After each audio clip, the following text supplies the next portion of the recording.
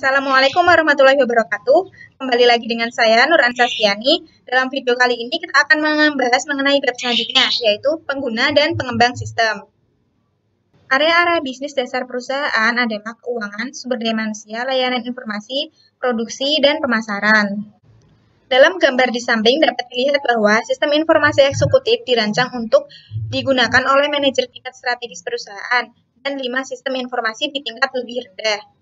Bisa dilihat ada sistem informasi pemasaran, produksi, keuangan, sumber daya manusia, dan sumber daya informasi. Sumber daya yang berlokasi di layanan informasi merupakan tanggung jawab dari seorang Chief Information Officer atau CEO, dan sumber daya informasi yang terdapat di area pengguna merupakan tanggung jawab dari para manajer area pengguna. Spesialis informasi merupakan gambaran seorang karyawan yang tanggung jawab utamanya adalah untuk memberikan kontribusi atas tersedianya sumber daya informasi dalam perusahaan. Spesialis informasi meliputi yang pertama analisis sistem, mengembangkan sistem-sistem baru dan memperbaiki sistem yang sudah ada. Yang kedua administrator basis data, bertanggung jawab atas basis data. Webmaster, bertanggung jawab atas isi dan penyajian situs web perusahaan. Spesialis jaringan, membuat jaringan komunikasi data yang menyatukan sumber daya komputasi yang menyebar. Programmer, membuat kode program komputer yang mengubah data menjadi informasi yang dibutuhkan oleh pengguna. Operator, menjalankan peralatan komputasi berskala besar. Tren dari struktur tersentralisasi ke desentralisasi. Dalam figur di PPT ini dapat dilihat bahwa perusahaan menugaskan beberapa orang analis sistem dan programmer untuk mengembangkan sistem baru, dan beberapa orang analis sistem serta programmer lainnya untuk memelihara sistem yang sudah ada. Masing-masing kelompok dipimpin oleh seorang manajer. Unit operasi, administrasi basis data, dan jaringan akan memberikan kontribusi bagi pengembangan maupun pemeliharaan. Setiap perusahaan selalu berusaha untuk mencapai suatu struktur organisasi yang terdesentralisasi secara sentral. Oleh karena itu, para peneliti SIM mengidentifikasi ada 3 struktur inovatif.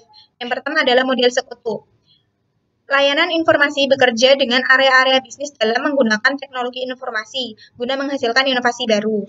Yang kedua adalah model platform, di mana layanan informasi tidak akan secara aktif mengawali inovasi bisnis, namun akan menyediakan sumber daya informasi sehingga inovasi tersebut dapat dicapai oleh area bisnis.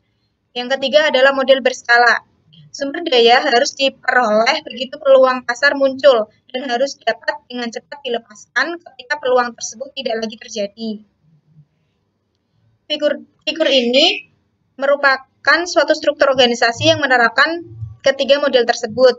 Struktur ini meliputi yang pertama, jaringan penentuan visi, memungkinkan CEO bekerja dengan manajemen puncak dalam perencanaan strategi sumber daya informasi.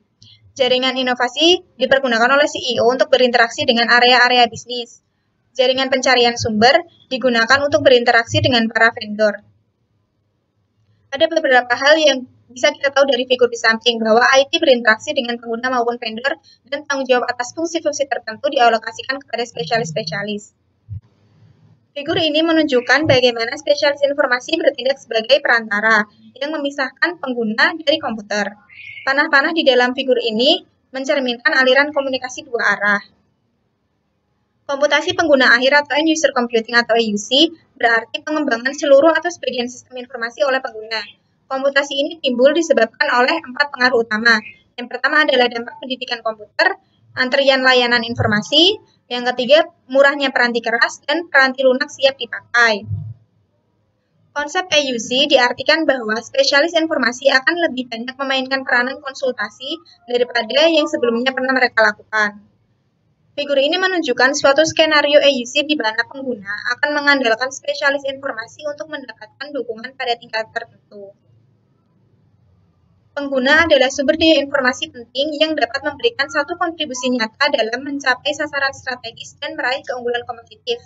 Terlebih jika pengguna dapat secara aktif ikut berpartisipasi dalam pengembangan sistem dan mempraktekkan komputasi pengguna akhir. Komputasi pengguna akhir memiliki 2 manfaat utama. Yang pertama, menyamakan kemampuan dan tantangan, dan yang kedua, mempersempit jarak komunikasi. Ketika pengguna akhir mengembangkan sistem mereka sendiri, mereka juga akan menghadapkan perusahaan kepada sejumlah resiko. Yang pertama, sasaran sistem yang buruk. sistem yang dirancang dan didokumentasikan dengan buruk, penggunaan sumber daya informasi yang tidak efisien, hilangnya integritas data, hilangnya keamanan, dan yang terakhir hilangnya kendali. Pengetahuan yang memungkinkan seseorang memberikan kontribusi dalam upaya pengembangan sistem meliputi yang pertama pengetahuan komputer, pengetahuan informasi, dasar-dasar bisnis, teori sistem, proses pengembangan sistem, dan yang terakhir pembuatan model sistem. Tabel ini mengidentifikasikan apakah pengetahuan memiliki arti penting yang utama, menengah, atau kecil. Ini merupakan pengamatan umum yang dapat sangat bervariasi dan bergantung pada organisasi, pegawai, dan sistem yang sedang dikembangkan. Keahlian pengembangan sistem meliputi keahlian berkomunikasi, kemampuan analitis, kreativitas, dan kepemimpinan. Tabel ini menunjukkan arti penting secara relatif dari keahlian-keahlian di atas bagi manajemen umum, staf profesional dan administrasi, serta spesialis informasi. Peranti lunak menyimpan pengetahuan dalam bentuk proses dan prosedur perusahaan. Basis data menyimpan pengetahuan dalam bentuk data dan informasi yang mencerminkan sumber daya dan operasi fisik perusahaan. Pengguna dan spesialis informasi menyimpan pengetahuan dalam bentuk-bentuk yang sebelumnya telah dibahas, seperti pengetahuan komputer dan informasi. Perusahaan seringkali menganggap manajemen pengetahuan sebagai sistem jenis lain yang harus dikembangkan dan akan menciptakan pengetahuan, mengelolanya, dan mengirimkannya ke pengguna-pengguna yang tepat. Otomatisasi kantor atau office automation meliputi seluruh sistem elektronik, formal maupun informal, yang terutama berhubungan dengan komunikasi informasi ke dan dari orang-orang di dalam maupun di luar perusahaan. Figur ini menunjukkan bagaimana para pemecah masalah menggunakan aplikasi berbasis komputer dan berbasis non-komputer. Beberapa pemecah masalah berada di dalam perusahaan, sedangkan yang lain berada di lingkungan perusahaan. Keunggulan dari otomatisasi kantor adalah adanya fakta bahwa ia memberikan suatu sambungan komunikasi bagi orang-orang di dalam dan di luar perusahaan untuk saling berkomunikasi satu sama lain. Seiring dengan semakin bertambahnya pengetahuan komputer di kalangan manajer dan profesional, mereka menyadari bahwa mereka dapat menggunakan berbagai aplikasi untuk memecahkan masalah yang mereka hadapi. Mereka mulai menggunakan email untuk berkomunikasi dengan pemecah masalah, menggunakan penanggalan elektronik untuk menjadwalkan rapat, lalu melakukan konferensi video untuk menghubungkan para pemecah masalah di wilayah geografis yang luas, dan seterusnya. Konsep kantor maya atau virtual office mengakui bahwa pekerjaan kantor dapat dilakukan hampir di semua lokasi geografis selama tempat kerja tersebut terhubung dengan satu atau lebih lokasi tetap perusahaan oleh suatu jenis kemampuan komunikasi elektronik. Konsep ini dimulai dengan telecommuting. Ada beberapa keuntungan yang didapat dari telecommuting bagi karyawan. Yang pertama adalah fleksibilitas yang diberikan dalam menjadwalkan tugas-tugas pekerjaan, sehingga tugas pribadi juga akan dapat diakomodasi. Yang kedua, perusahaan biasanya akan memberikan perhatian yang lebih besar pada kebutuhan komunikasi para telekomuter jika dibandingkan dengan lingkungan kantor biasa. Namun, keuntungan tersebut juga diimbangi pula dengan beberapa kerugian. Yang pertama adalah karyawan yang melakukan telecommuting dapat merasa menjadi anggota organisasi yang kurang dianggap penting. Yang kedua, kekhawatiran akan kehilangan pekerjaan atau terganggunya karir. Dan yang terakhir, meningkatkan ketegangan keluarga.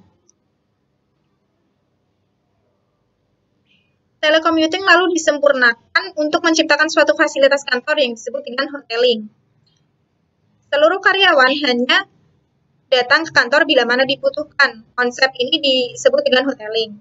Ide dibaliknya adalah bahwa perusahaan menyediakan suatu fasilitas terpusat yang dapat dibagi bersama oleh karyawan jika terdapat kebutuhan akan ruangan dan dukungan kantor. Keuntungan dari hoteling adalah pemanfaatan sumber daya dan ruangan yang lebih efektif dan fokus yang lebih baik pada apa yang dibutuhkan untuk mendukung personal kantor. Namun ada beberapa resiko. Yang pertama, anggapan akan hilangnya bonus oleh para karyawan yang tidak lagi memiliki ruangan kantor pribadi. Hilangnya perasaan berada dalam suatu komunitas. Dan yang terakhir, potensi dampak negatif pada budaya korporat. Kantor maya memiliki potensi keuntungan yang nyata. Yang pertama adalah biaya fasilitas yang lebih rendah, biaya peralatan yang lebih rendah, berkurangnya penghentian pekerjaan, dan yang terakhir adalah kontribusi sosial. Namun ada beberapa dampak negatif dari kantor maya. Yang pertama adalah moral yang rendah, dan yang kedua kekhawatiran akan risiko keamanan. Di sebuah organisasi maya, operasi keseluruhan perusahaan dirancang sedemikian rupa sehingga menjadi tidak terikat pada lokasi-lokasi fisik. Ekonomi 3I adalah sebutan untuk industri yang memberikan nilai tambah dalam bentuk informasi, ide, dan kecerdasan. Contohnya dalam bidang pendidikan, perawatan kesehatan, hiburan, perjalanan, olahraga, dan konsultasi. Kantor maya dan organisasi maya akan menurunkan permintaan gedung-gedung pencakar langit dan transportasi, menjadikan kota kita lebih tenang, lebih lembut, dan menjadi tempat yang lebih menarik untuk dihuni. Para pemain utama adalah pengguna dan spesialis informasi. Pengembangan sistem pada awalnya dilakukan sepenuhnya oleh spesialis informasi. Namun lama-kelamaan pengguna telah memainkan peranan yang semakin penting, sampai ke suatu titik ekstrim di mana pengguna dapat melakukan seluruh pekerjaan dan pengembangan. Sekian video dari saya, tunggu saya di video-video selanjutnya. Wassalamualaikum warahmatullahi wabarakatuh.